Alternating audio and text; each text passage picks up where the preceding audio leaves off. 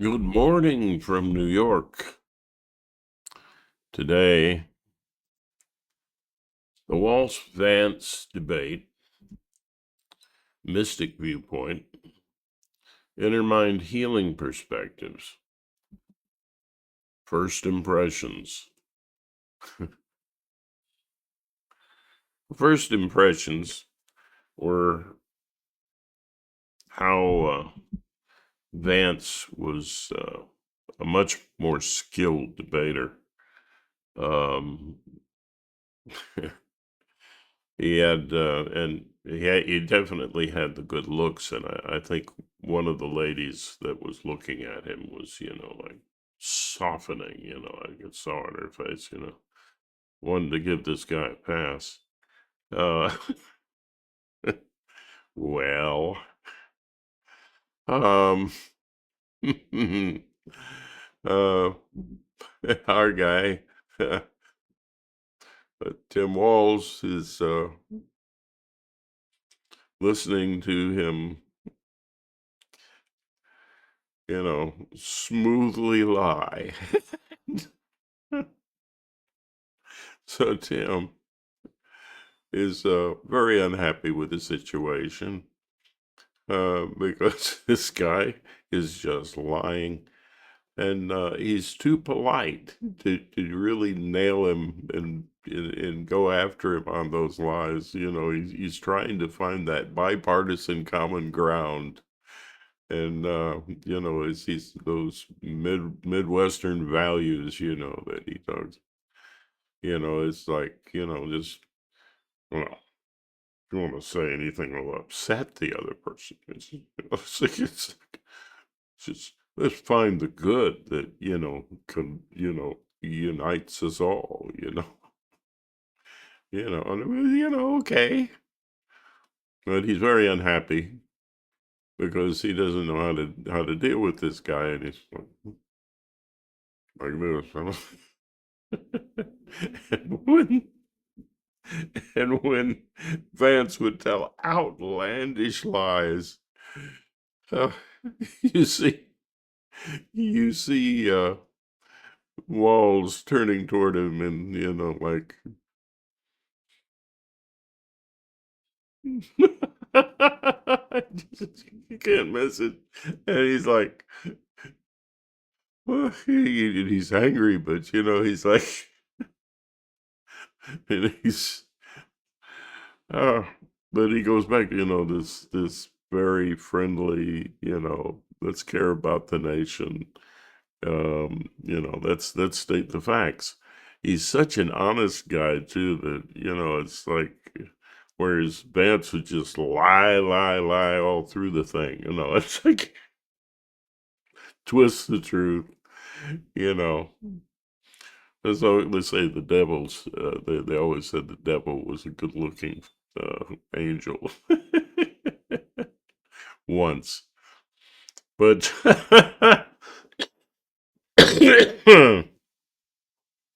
but you see, he was so honest. He tried to do the step around on something that he just remembered or got wrong. A misspoke, as he described it, and he starts to dance around it a little, and then he has to tell the truth. Walsh just has to tell the truth. So he goes, yeah, I misspoke. Clever, clever Vance goes, you know, yes, well, we all misspeak, thinking, boy, I'm going to get a big pass out of this. But, outright lying and not remembering something is very, very different. He remembers and still doesn't tell it like it is. Anybody, that I was watching it with the great Robert Reich, who was making comments throughout. and he was very well informed and very intelligent. You should go to his channel. He's a really bright man, brilliant man. Sees through all the fluff. And yeah, his analysis of the debate was really good too. But he's he's saying oh yeah, it's all of the things that Vance were saying were well wrong, and he would cite these facts. The people, I guess the Republicans just really didn't want fact checking. So there would be no fact checking. The people would fact check each other. If somebody's lying, you're going to spend all your time fact checking them and not presenting your position. So, I mean, yeah, that was very clever on the Republicans' part, knowing that the guy's going to step in lying his little self off. And yeah, so that's my first impressions. And gosh, Walz really understood the issues. I mean, there's no doubt. And it cited where things were working, where they weren't working. He's very honest. you know giving credit to Republicans who have good sense. You can't. He's so refreshing. He's such a refreshment in politics. It's like a regular guy who's got these strong values and definitely not a liar. Somebody, my first thought is, my takeaway was, who would I want to live next door to? Walz, this other guy. Uh, so, but I did notice that when he was really nailing it down, Walz did a good job talking about what his administration would try to do. And, what was wrong in the past, what we can do now, we need to pull together. And he was just doing such a good job. And that's the one time, when he was doing such a good job with those things, is that was, you could see Vance getting a little concerned. Oh, this guy knows his stuff. But, that doesn't, Vance knows that a lot of people aren't going to really be thinking. And what do you do with a guy that you nail him, and then he goes, "That's not true." No fact checkers. It's like, that's not true. Well, yeah, it was true. And so there was quite a battle, almost between good and evil. Not Democrat, Republican, good and evil. I mean, there are a lot of Republicans, and Walz pointed it out, that they're voting for Kamala because they want democracy to stay in place. Vance said a lot of things that were, in the past, a lot of things negative about Trump, and he's just an opportunist. That's one of my first impressions. He wanted to be vice president. So suddenly he goes to saying that, I was wrong about Trump. Yeah. Some of the strong things that he said about him before. I mean, he's an opportunist. He lies. And he'll follow this guy because of that. His opportunities. He's going to follow this guy. And no matter what crazy road that Trump goes down, that's my takeaway on the first impressions. And stepping back from the debate to saving democracy. Yeah. there was part of me that watching this, I'm just stepping back, and like a lot of good Republicans and Democrats have been doing, going, this is the end of the game here.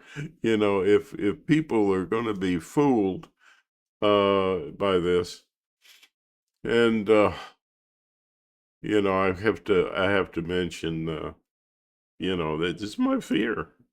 We really have to work hard to defeat this mess that's posing itself as salvation.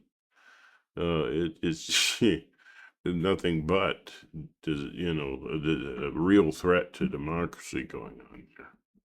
And, you know, outside of the bounds of civil discourse completely. You'd see what this Trump party is. It's not the old Republican Party, and yeah, the Republican Party's always been for the rich, but they're going, hey, we're not getting rid of democracy. We just, gonna fool poor people into voting for us. But no, no, no, no, too far, too far. And that's a comedy to watch. But when I was a little kid in elementary school, we were told to go home and ask our parents who they voted for in the Kennedy-Nixon race. Um, you know, so who did they vote for? And so I go home, and of course my mom, was a stay-at-home mom. And I went home and I said, Mom, they wanted us to ask you who you voted for. And of course, why? But who did you vote for, Mom? And she says, uh, Kennedy. I said, okay. Why did you vote for Kennedy? And she just paused so long that I said, okay, Mom, why didn't you vote for Nixon? And she made this horrible face. She went, he was so ugly. And I went, Mom, you didn't vote for Kennedy just because you thought he was good looking. And she gives me this look like, and why not? Okay. That was my introduction to politics. So it's been crazy like that ever since. And have to say, you just got to say it's crazy. Everybody knows politics is crazy. That's why you don't talk about it at a family reunion. But it's crazy. Yeah. So anyway, but now, I mean, my God, a threat to democracy. You almost have to talk about it. I think one of the worst things about Trump is that we have to talk about it. We have to talk about it a lot because, whoa, this isn't just, a little bit more for the rich, nothing for the poor, a little bit more for the poor. There's none of that. It's just democracy itself. Not that we've had a big choice for a long time. I mean, we started off as an oligarchy. Only rich white dudes could vote. I mean, we know this. Most of us. Even women couldn't vote. Poor guys couldn't vote. Well, definitely people that they dragged over here from Africa couldn't vote. Bless their hearts. So it's been a fight, but our country's headed toward what's better. We consistently head toward the light. We're going to the light. We are, it's a great country, but oh my God, politics is crazy. But they wanted to, their plan, they wanted to have a Christian nation. That's what you hear from the conservatives nowadays, a Christian nation. You know, the first question you got is, well, what kind of Christian? I mean, there's lots of different forms of Christianity. Are you going to decide that maybe Catholics aren't Christian enough? I've talked to people who said that they were Christian, and I said, oh, so are you Catholic? Because they were from a Catholic country. They said, no, I'm a Christian, and I'm like, what? So, what kind of Christian?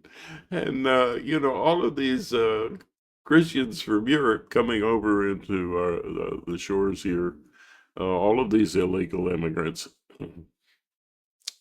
came over, and they were killing each other. You can see the Native Americans going, but they were killing each other over whether you baptized the baby or not, and whether you just sprinkled the water on the person's head or you dunked them all the way under and out. Killed each other over it. And even after they stopped doing that, my grandfather, Tommy, said when he was a kid, there were these two groups that would argue deep into the night over whether you were saved. You were baptized because you were saved, or whether baptism was part of the salvation itself. Into the night. So, again, what kind of Christian do they want? So, as our founding fathers were wise enough to see all that, and they went, okay, government and religion, we're not going to mix those two up. I mean, government's already crazy enough. It's like we're not going there. People are killing each other over this. No. We, government over here, religion over there. And most sane people would agree with that, I think. It's like, and because they did that, people are pretty happy with each other. They go to the market and say hi, especially in America. We're a very smiley group of people. Whether those are genuine smiles or not, well, it depends. But, it's like but they're right next to each other. You get the synagogue here and the mosque over there and the church over there, and, and I don't know, and all of the other, the temple, the Hindu temple. It's all in the same city, and they're not coming, and they're not after each other with pitchforks. I mean, it's like, and they even come together to fix problems. But that was one of the things in the debate too. This faith-based kind of help thing that they push. Get the government out. FEMA does a great job, and these other agencies come in and act like a business, and they talk about bureaucracy in the government. A waste of money. But the Red Cross pays people huge amounts of money. And the big amount of help is coming from FEMA. But they come down and they set up a few shelters and pay their people the top, huge amounts of money. And I'm like, what? That doesn't sound very Christian to me. You know, again on that, the Jesus told the rich young man he had to give up all that they had and give it to the poor, and then you can follow me. Well, this guy didn't just have money; he loved his money. So I think that was the point. So, the love of money or symbolic of need, which I talk about on the channel, you can't get filled up on that, and I'll go into that in a little bit. But and how all of these things relate to each other. But government is better. We have the greatest military in the world, and it's taxpayer paid. Works. But you see, there's a dark force behind Trump, and it's these like Elon Musk. He's not dumb enough to think that Trump's a good guy or something like that. I don't think. But he's somebody that's a useful idiot. But he's useful to him. How? Because he doesn't want to pay his taxes. He just doesn't. You know, he wants full reign. He wants a total oligarchy here in the country. Total. Rich, not paying, and heck, the poor people pay more than their fair share, and that's evident in sales tax alone, even if they don't pay income tax. And, how do you know that it's unfair? Well, that's fair. Well, when children are hungry at school, that's not fair. When children don't get the same education, no matter where they live, that's not fair. Then that's our future. Hello. Then about our future, Vance is still in that Republican court. It's like they don't want to do anything about global warming. Oh my gosh. That could extinguish humanity itself. So this is an important election, friends. We've got to do all we can to beat this Trump party. And then maybe rising from the ashes, Republicans will come back to life. It would be nice to have at least two parties, that we could choose from. And then how greedy we are, I suppose. But yeah, and back to the church. I mean, the first church was set up where everybody had everything in common. Communism. They had everything in common so that nobody would be without. In fact, it was such a big deal that they came before the apostles, and in their entrance into this club. And Ananias comes in supposedly, and they said, well, did you give everything you had? And he said, yep. And they said, you lied. You didn't just lie to us, you lied to the Holy Spirit. I don't know whatever that is. That's somehow more serious. Anyway, part of God, right? So anyway, so he was struck dead, according to the story. It's in the book of Acts. Read it for yourself. And they dragged him out. His wife Sapphira comes in with the same line. They said, the people who came for your husband coming for you. I mean, and he said, he said to him, it was yours to begin with. You didn't have to join us. You didn't. You dummy. You didn't have to do that. But now that you did, well, ultimate penalty. Well, sidestepping how unkind that sounds. Oh, well, anyway. But there you go. See, we can argue all day and night about that, too. But what brings people together is real human need. and taking care of one another when things are bad, taking care of our elderly, investing in our children, making sure that women have a choice over their own body, which Walz made very plain. That's that's me stepping back concerning saving democracy. Democracy is the place where human rights exist. Look around.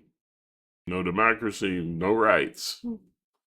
So, and healthcare should be a right. It really should. I mean, you don't muzzle the ox that treads the grain. You know, that's a saying from the Bible. See, I was raised Christian. Yeah, I know these verses, all the good ones, and tell us about some of the others, but some of the more difficult ones to think about. But anyway, we can't be divided by religion or greed or anything else. When it comes to democracy, we've got to support it. So election is very important. Another point I wanted to skills and good looks without virtuous forms of empathy. In this channel, we talk about empathy, and there are 4 forms of empathy that I like to mention. Creative, objective, and compassionate. Did I say 4? There's 4. I misspoke. There's 4. There's 3 forms of empathy, but it all communicate with what I call the dramatic self in us, right? Yeah. And I mentioned the mystic viewpoint. Well, that is the mystic viewpoint is love. Plain and simple. Love communicated inside yourself and toward others. If you're if you practice that inside and outside, you're a mystic. That's what you are. You're trying, having a relationship within your brain with your brain. That's what I call the objective mystic viewpoint. Um, but here he is again. Back to what I just mentioned. Vance, very good-looking guy. He just really is. Way his face moves. Yeah.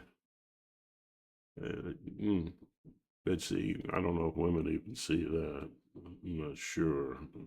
Maybe they do if they're not attracted or something. But yeah, the way his face moves and everything, I'm like, this guy, I would trust him with a dollar bill. I just wouldn't, let alone the government. He, H to the no. Uh, that's one phrase I get from this one community here in the United States. They say the word, I'm like Walz. I'm not going to say what I meant by H. So I just like Walz. Hard for me to even say some of these things. And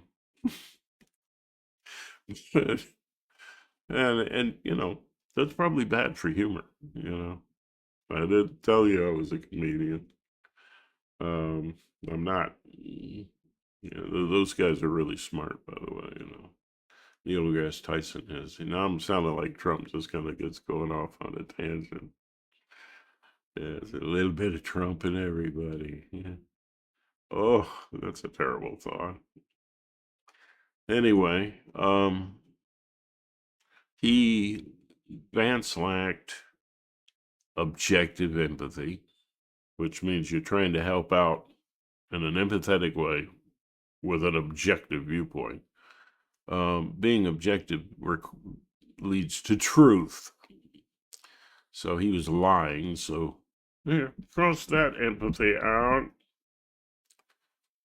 Creative empathy, ability to see things from different people's points of view.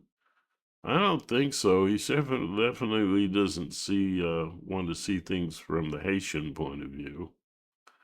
In his efforts to care, because creativity has different viewpoints involved.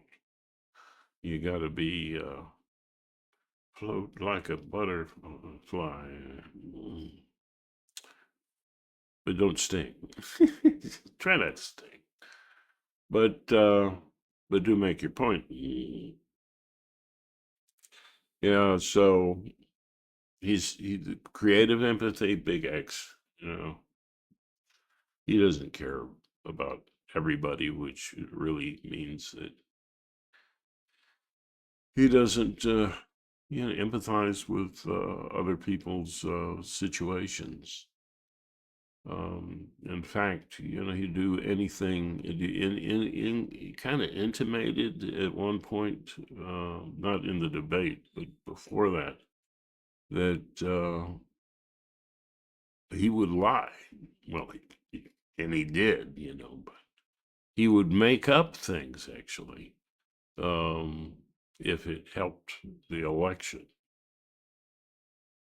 What do you call that? Give us some names for that here in the comments.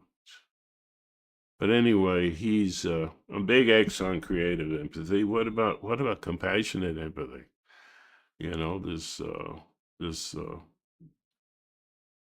openness to other people, helping other people to feel what they need, and to and really show a kind of caring for those needs. Well,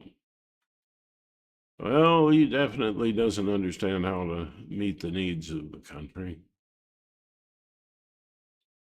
Or he definitely doesn't have compassion for the Haitians. Compassion is something that we need for everyone. If you're Christian, to almost any degree or in any form, you're supposed to love your enemies, you know. But we're very hateful and punishing, and that's not Christian at all.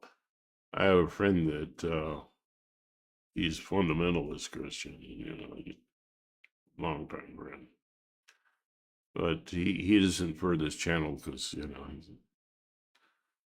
it's open, it's pan religious, you know. No, it's not. It's not particularly religious at all, you know. But religion's a thing, and it is a channel about love, about being a true mystic. And the messages of the great mystics of the world are important. And you care what religion got pasted onto them after they gave their messages. Uh, mm. And so, yeah, the mystic viewpoint, it has to do with forms of empathy. And I'm tying that together. And you can have skills, you can have good looks. Vance is evidence of that, without virtuous forms of empathy. So, no compassion, there's the good, you get goodness from that. Not so good, not so truthful. You get truth from objectivity. And not so artful. in a caring way. So, no creative empathy. Not so creative. Not so artful. Not so artful. Not so truthful. And not so good as Walz. Walz has all those things. That's the love mystic's point of view. Yeah? Walz is that guy. Vance is not. Yeah. Yeah, voting for the shiny polish over horse pucky. I can say pucky. Yeah. Voting for the shiny polish over horse pucky. You know, we need to get serious about this religion. Uh, this race for the presidency. We need to get very serious about that. And we quit, being distracted by the shiny. Everything that's shiny isn't gold. And Vance is evidence of that. And Trump, even more so. Trump's going to get sort of, he's pretty narcissistic, I think, just, not giving a diagnosis. I'm just saying, is that a question? That's how it appears to a layperson. Kind of self-centered. And Vance is more skillful than he is. He's certainly a hell of a lot more attractive to the ladies, which, Trump has lost a long time ago. A lot of us have. Yeah, age will do that. But he's going to be jealous. It's going to be interesting to see how that shine that Vance has is going to fit well with Trump's ego. I'm just like, "Oh, have I picked a guy that's outshining me?" Yeah, that's going to be interesting to watch. Voting for the shiny polish over horse pocket. We can't do that. We got to quit. Everything that shines is not gold. And you gotta look past appearances. By appearances, Trump won the debate against Joe. If you're just looking at who looked more tired, that sort of thing. But when you got down to facts and heart, and those basic empathies that I'm talking about here, Trump's life doesn't measure up. Poor guy. I feel sorry for him. Because there had to be some damaged faith and love in young Trump, And so where does how do you get to be all shiny and full of horse pocky? Yeah. How do we have this bad inside us? How do we do that? Even though we intend to do the best thing that we can, many times we still don't. And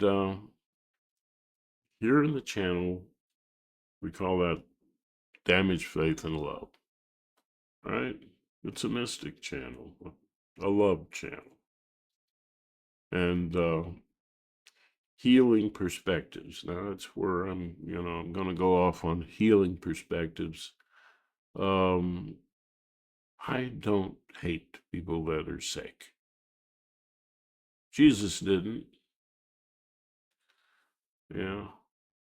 He was criticized for sitting at a table with a lot of people that were how cheated a lot sexually and drank a lot and ate a lot, like me, whatever, just not measuring up, you know, to the ideal. And his reply was, why are you sitting with them? He goes, because the healthy don't need a physician. Duh. So he goes and reaches out. So we need to reach out and with love. Um, that's where I differ a little bit from some people in this political category. Um, I think we need to have compassion for the rich and the poor. I don't want anybody struck dead. Yeah. um, yeah, yeah. How do you heal that damaged faith and love? Well, the problem with damaged faith and love is that you're helpless to get your needs met. And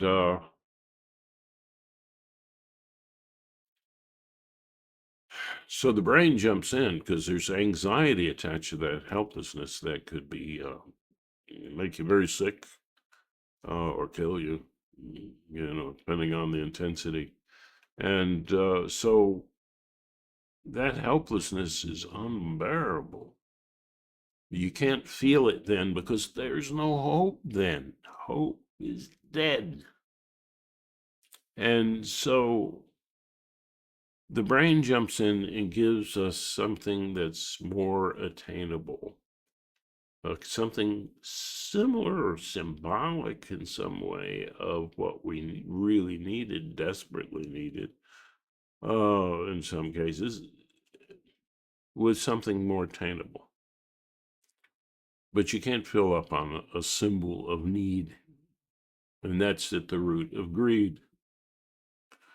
So greed is a sickness, And I don't hate the greedy. They're sick. You saw the compassion in Kamala's eyes when she was looking at Trump, like the poor, pitiful old guy. Some people look at me like that.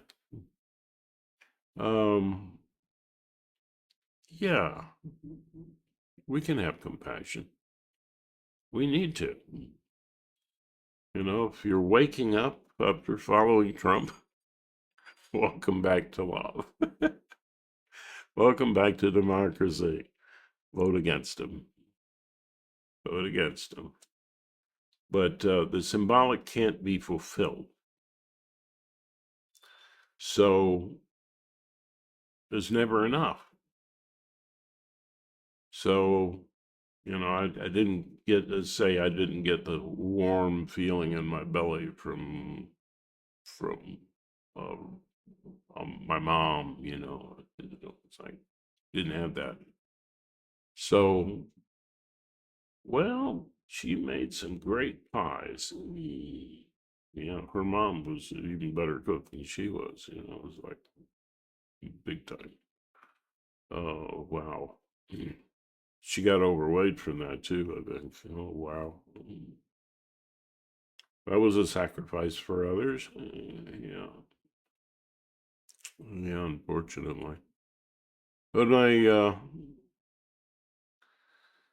so a guy has that kind of feeling, or a lady, and that kind of helpless to get, um, turned into a symbol of, hey, I felt a kind of warmth in my belly when I ate that warm apple pie.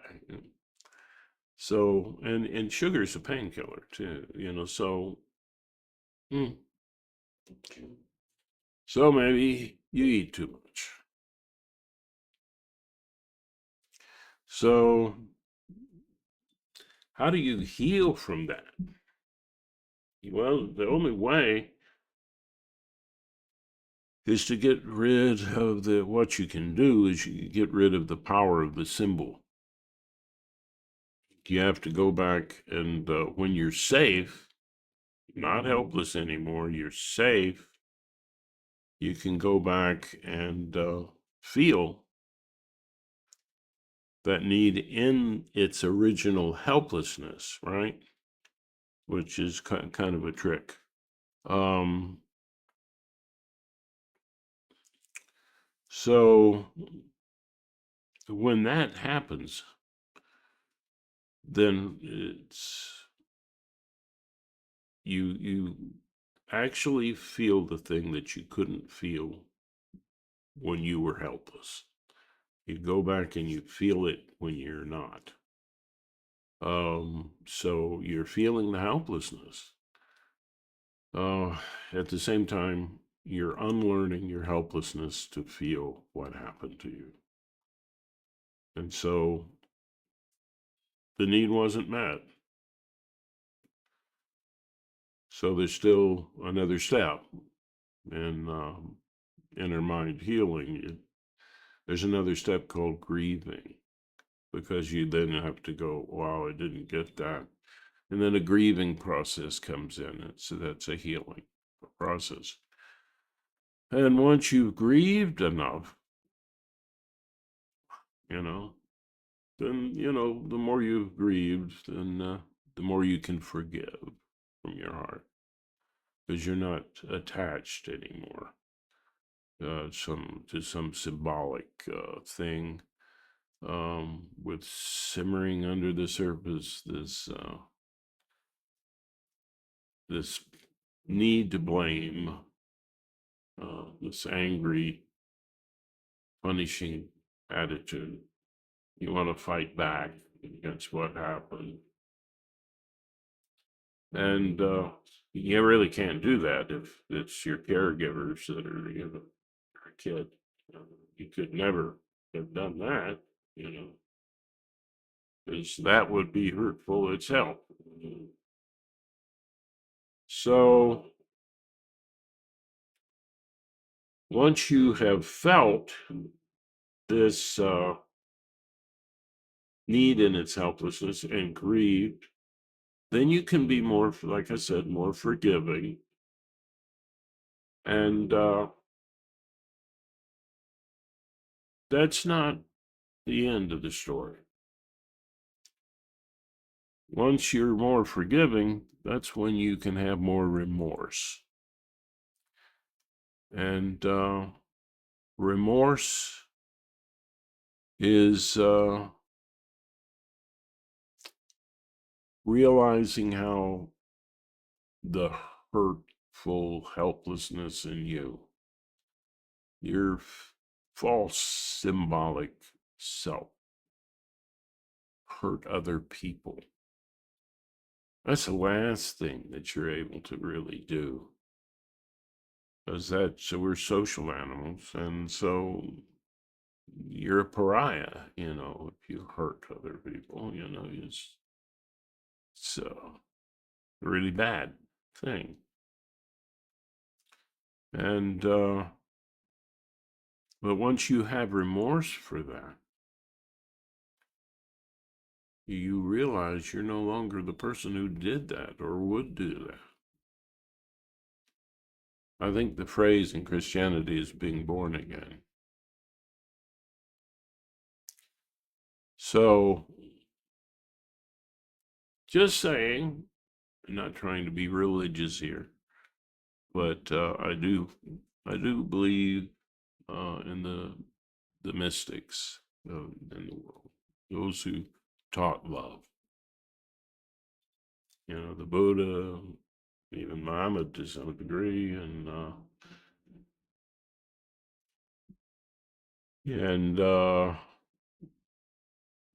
hmm, Krishna. It's so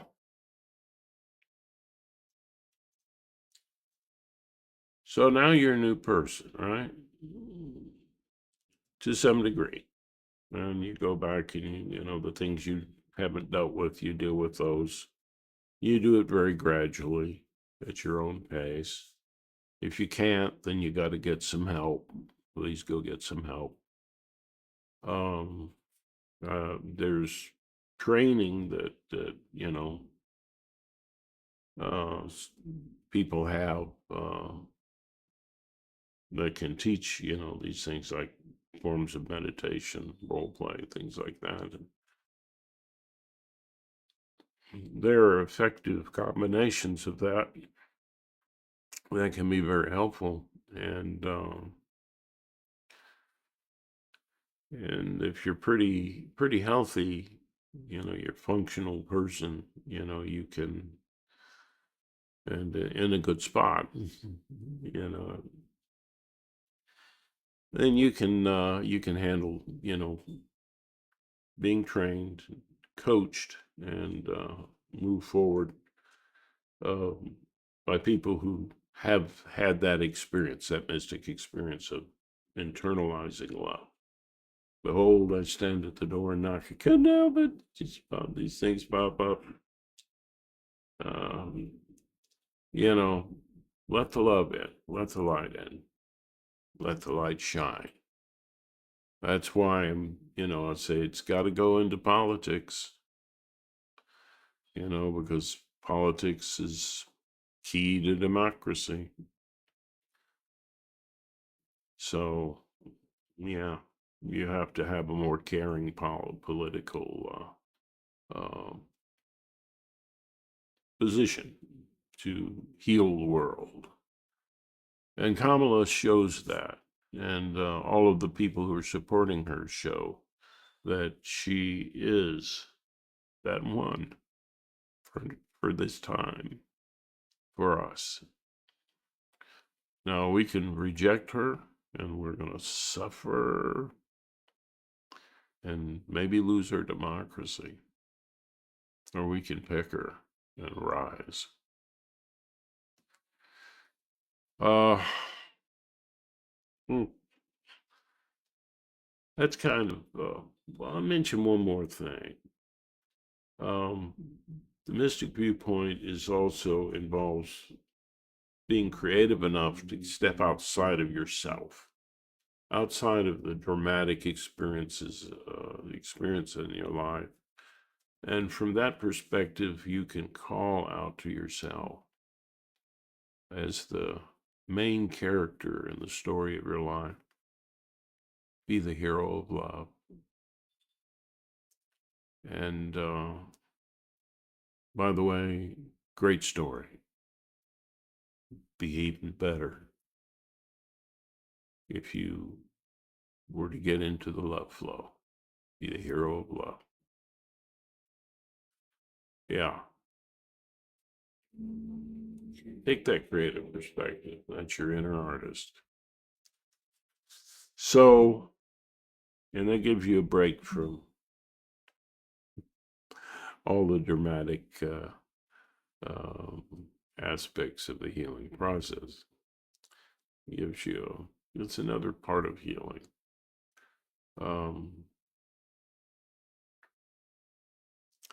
and that's why this channel is not just about mental health or health in general, but it's also about and spiritual health, which means love. Common denominator in all spirituality is love. It's about love, and you can't be a loving person and not support democracy. Um, you, it's hard to do, man. Make it easy on yourself. Support democracy. And you can say you're not political, but join the politics of love. It's something that fits together perfectly. That's why this channel is about um, the core of mental health and um, social health, politics, and democracy. It's about all these things because it's about communicating love between ourselves and within ourselves. So until we meet again, um, in this sort of meeting, or maybe you'll join one of our Zoom calls and we'll get to see you or hear you.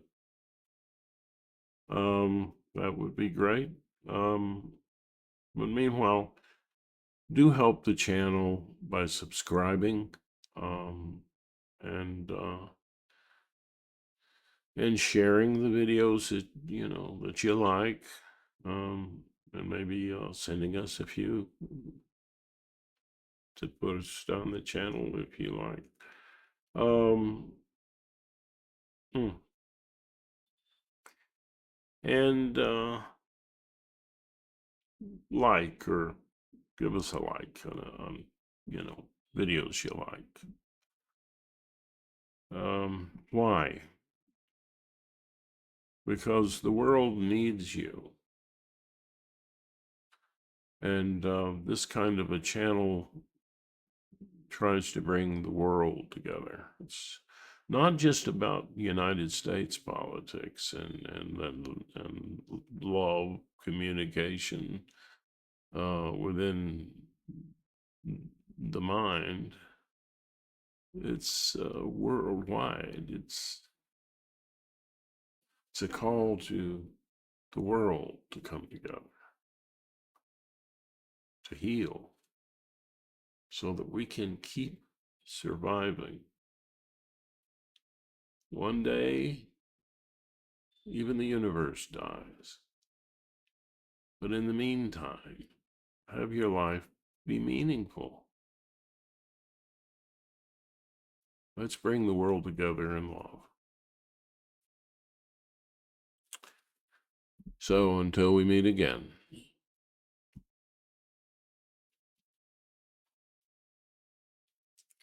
keep loving.